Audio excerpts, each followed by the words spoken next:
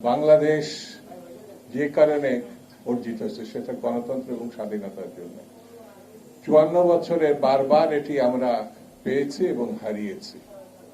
এখনো সন্দেহ দেখা দিয়েছে নানান ভাবে। সেটি হচ্ছে মহল বিশেষ একটি অবস্থা তৈরি করার চেষ্টা করছে যাতে নির্বাচন না হয়। এই জায়গাটায় আমাদের দৃঢ় প্রতিজ্ঞা থাকতে হবে, ঐক্যবদ্ধ থাকতে হবে এবং যে কোনো অর্থের স্বার্থে আমাদেরকে এক থাকতে হবে।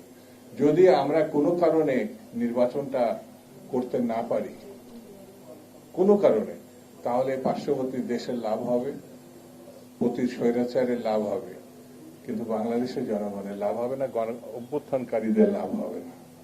সেই জন্যে শুরুতে যেমন একটা গণহত্যাকারী দল ছিল, ঠিক তেমনি ২৪ আরেকটি গণহত্যাকারী দল। আর বিএনপি হচ্ছে লড়াইয়ের দল, বিএনপি হচ্ছে গণতন্ত্রের দল, বিএনপি হচ্ছে জনসমর্থিত দল। এই দুই গণহত্যাকারী আমাদের বাংলাদেশকে বিপন্ন করতে পারে। সেই জন্য এই দুই গণহত্যাকারীর চরিত্র এক, লক্ষ্য এক, কর্তৃত্ব এক। ভালো মানুষের চেহারা নিয়ে যদি আমাদের মধ্যে তারা অবস্থান করার চেষ্টা করছে, কিন্তু সতর্ক থাকতে হবে।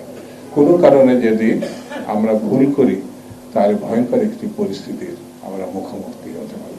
আয়োজকদের আমি ধন্যবাদ জানাচ্ছি এবং যারা আজকে আমাদের এই নিউজ কভার করার জন্য এসে তাদের প্রতি আমি শুভেচ্ছা জানাচ্ছি। আর সুধী মণ্ডলী আপনাদেরকে সালাম।